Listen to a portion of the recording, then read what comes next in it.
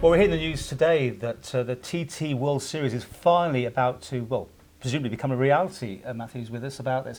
Your job is now to go out and sell this to try and find people interested. But let's go back a bit. It's been a long road for the Isle of Man anyway. The whole idea, this concept came up years ago. And have you been yourself, your company, involved since then to look at it and move it on? Yeah, we've been working with the Department of Economic Development since 2010. Back in 2010, they asked for a feasibility study, an opportunity for the department to go out and speak to riders, to teams, to sponsors, to broadcasters, and to potential venues around the world, and really understand what the opportunity was and what the appetite was. Back in 2010 and 2011, when that feasibility report was published, we came back and identified a real appetite for this property, both on the island and around the world. A number of venues came forward, a number of sponsors identified that they would be very interested in this becoming an international property, and indeed a number of broadcasters said they saw real merit in this being something that goes global. So from that point, the department decided they would like to take this to the next level, and about 9 months ago we were engaged to start to develop what this series would look like. So really start to understand what the calendar would look like, what the proposal would be for a particular future promoter, for the teams, for venues, for broadcasters. In December, we had a meeting with the senior ministers of government, and they gave us the green light to now start to engage with the marketplace, to speak to promoters, to see out there who would be interested in becoming a delivery partner, to partner with the department and the wider departments of the island to deliver the TT, the classic TT, and the TT series globally. Let's start one at a time. Let's just about the actual TT as it stands. It's run at the moment by the government as such. This will move it into a private/commercial opportunity and be run by a company with the Isle of Man removed from it, or would they still be involved? The Isle of Man would very much still be involved in this.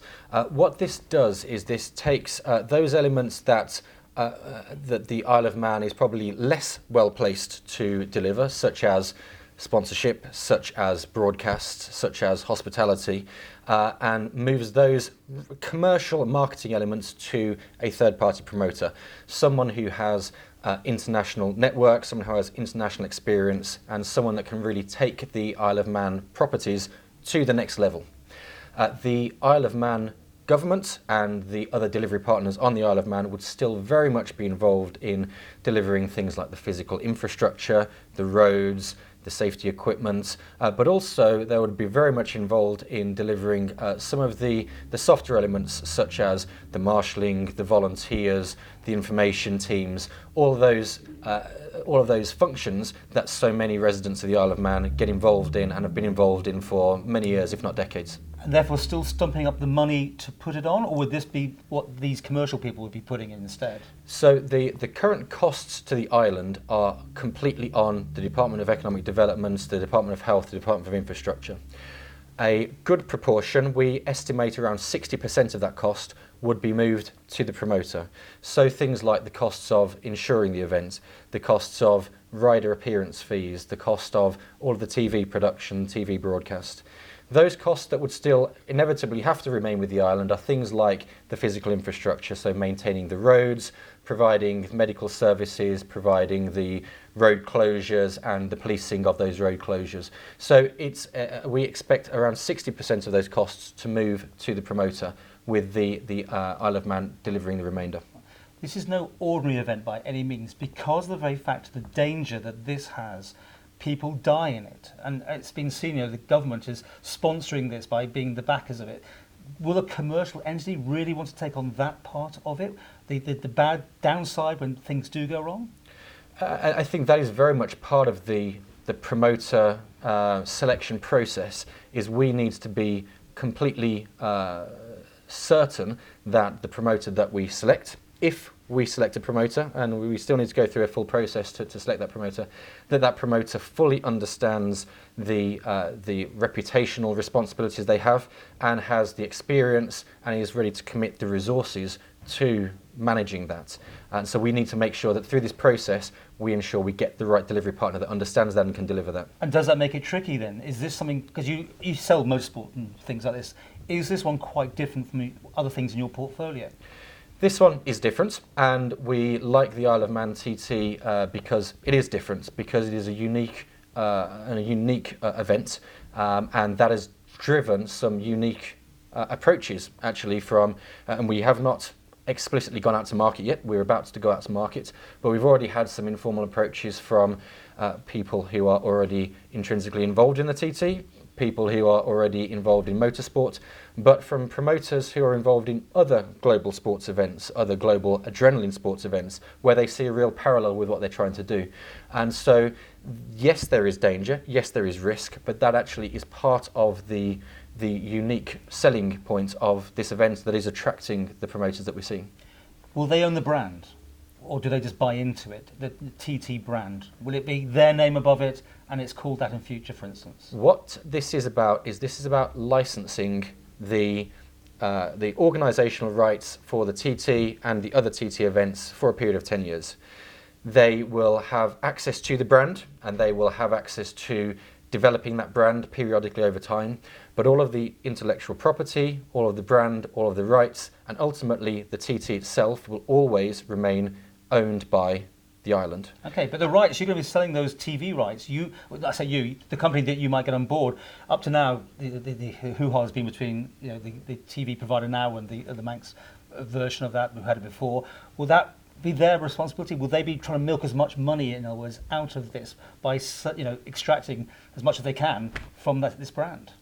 Certainly, that is part of the attraction of how the Department of Economic Development has developed the TT brand over recent years. And let's be absolutely honest, the reason why we are going to market at the moment is because the TT is at a level of popularity and a level of international prevalence that it's not seen probably in 30 years. And then that is why we're going to market when we are going to market.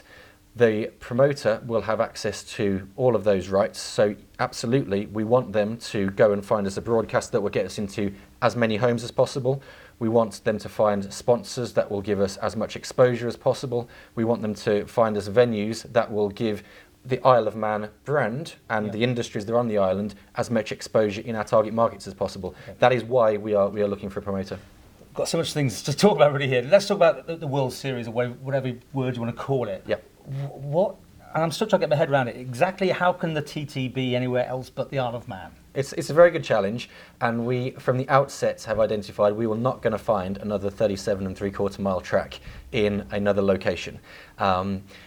What the World Series is about, so we're calling it the TT Series because it will be a series of events at global locations that will culminate in the Isle of Man TT itself. On roads as such, rather than race circuits? Absolutely, and we need to recognise what is unique about the TT. What is unique about the TT is that it's on closed public roads, that it is longer than your usual closed course race, that it has unique things like a fuel stop, that it has other unique things that bring the spectator close to the bikes, like an open paddock. And those are the things that we want to retain in a TT series. What that will probably mean, and it is up to the promoter to work with host cities around the world to understand exactly what is possible, that will probably mean is that a TT series will be 6, 7, 8 miles on closed roads, a field of around about 40 riders, 25 who are core to the series and 15 who could come from local territories, subject to meeting minimum qualification standards. And they may well make use of existing paddock and pit facilities, but the vast majority of that racing will be on closed public roads. And this company who you hope to get will be the branding for that as well, and basically owning 2 letters, well, the same letter twice, TT. That is exactly right. So what you will see is that promoter will take the TT brand to global and iconic destinations across the world. You've done a briefing to the rest of the members of Tynwald. Obviously Coman has already been done some time ago. What was the reaction? What was the feel there? They like it? There is a good deal of enthusiasm within the ministerial senior leadership. They obviously have some reservations that they want to be assured of before they make the final decision.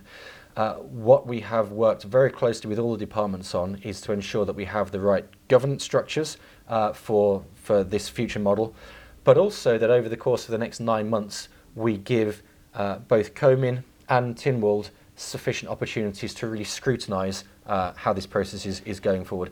So there will be a decision point in April once we receive the first list of promoters coming forward, really to scrutinise, are these of the right calibre, the right experience, the right track record to progress.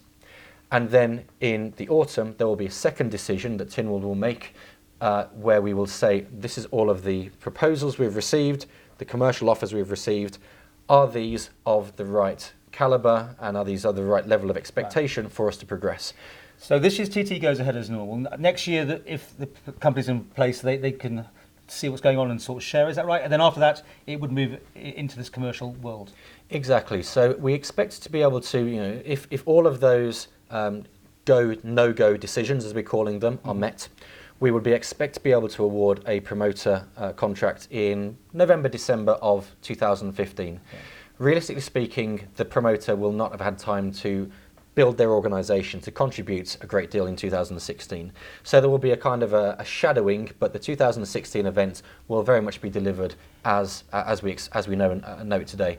2017 will be the first TT that the promoter will take on themselves. We expect to see some test events in other international locations through the autumn of 2017 into the spring of 2016 into the spring of 2017. Then we would expect to see the full World Series established through the autumn of 17, culminating in the TT in 2018. The Chief Minister's been making it known now he doesn't want things to be veiled in secrecy. Are you happy that this will be a transaction that will be in the public domain? People will actually know what is going on, how much money is involved, or would you expect it would have to have those sort of secrecy contracts and clauses in place? We are being entirely led by the Isle of Man procurement professionals. We are running the procurement per their processes, and so this is going to be completely transparent, completely open, and so we want this debate to happen involving all of the departments, all of the ministers, and following all the transparency rules that the Isle of Man procurement require us to follow. Got people interested? Absolutely, absolutely. More than one? We have absolutely more than one. We have not been formally out to market. This process that we're talking about now is due to start with a formal expression of interest that will go out at the start of February.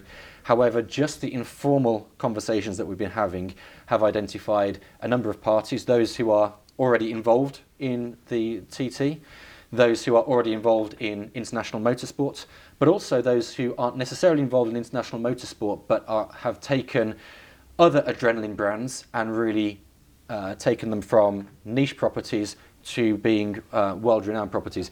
Those are a number of promoters are coming from all corners of that landscape, and we are very encouraged by the number who are coming forward. And it's more like to be a fizzy drinks rather than a cigarette company, for instance. So you abide by those sort of ways that the world has moved on what can be deemed acceptable and what can't be. The Isle of Man government will retain a set of reserved matters that will allow them to control and effectively draw up a blacklist of territories that we absolutely do not want to go to, sponsorship categories that we absolutely do not want to be associated with, and partnerships that are not congruent with the island. And those will be entirely determined by the Isle of Man ministerial team, and they will be binding on the promoter. You do these things all the time, obviously. How excited are you, seriously, on this particular project? This is something we've been involved in since 2010, and we have continued to push as much as we can from our side to encourage the department to start exploring these avenues. We think that there is some real untapped potential, both nationally within the UK, but also internationally of the TT brand and the TT series. And so we really want to work with the government to make sure that we are capitalising on where the TT is at the moment and really accelerating beyond. And you'll know, is it August this year? You'll have hopefully some bids in. Is that right? August. The final tenders will come in through August. We will be we're reviewing and selecting through the autumn, and we will be able to put a final recommendation or set of recommendations in front of Tynwald in November.